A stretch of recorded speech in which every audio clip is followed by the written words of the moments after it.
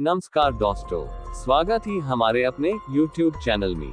चम्मापुर नाम का एक नगर था, जिसमें चमकेश्वर नाम का राजा राज करता था। उसके सुलोचना नाम की रानी थी और त्रिभुवन सुंदरी नाम की लड़की राजकुमारी यथा नाम तथा गुण थी। जब वह बड़ी हुई तो उसका रूप और निखर गया। राजा और रानी को उसके विवाह की चिंता हुई। चारों ओर इसकी खबर फैल गई। बहुत से राजाओं ने अपनी अपनी तस्वीरें बनवाकर भेजी, पर राजकुमारी ने किसी को भी पसंद न किया।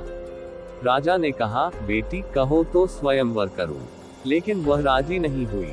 आखिर राजा ने तय किया कि वह उसका विवाह उस आदमी के साथ करेगा, जो रूप, बल और ज्ञान इन तीनों में बड़ा चढ़ा होगा। एक दिन राजा के पास 4 देश के 4 वर आए। एक ने कहा, मैं एक कपड़ा बनाकर 5 लाख में बेचता हूँ, 1 लाख देवता को चढ़ाता हूँ, 1 लाख अपने अंग लगाता हूँ, 1 लाख स्त्री के लिए रखता हूँ और 1 लाख से अपने खाने पीने का खर्च चलाता हूँ। इस विद्या को और कोई नहीं जानता। दूसरा बोला, मैं जल थल के पशुओं की भाषा जानता हूँ।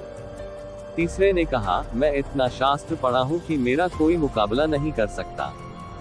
एड्स पोस्ट। चौथे ने कहा, मैं शब्दवेदी तीर चलाना जानता हूँ। चारों की बातें सुनकर राजा सोच में पड़ गया। वे सुंदरता में भी एक से एक बढ़कर थे। उसने राजकुमारी को बुलाकर उनके गुण और रूप का वर्णन किया, पर वह चुप रही। इतना कहकर बेताल बोला, राजन तुम बताओ कि राजकुमारी किसको मिलनी चाहिए।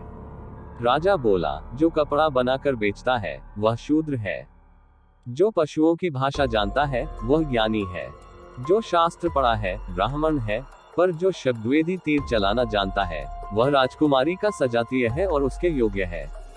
राजकुमारी उसी को मिलनी चाहिए। राजा के इतना कहते ही बेताल गायब हो गया। राजा बेचारा वापस लौटा और उसे लेकर चला तो उसने 10वीं कहानी सुनाई।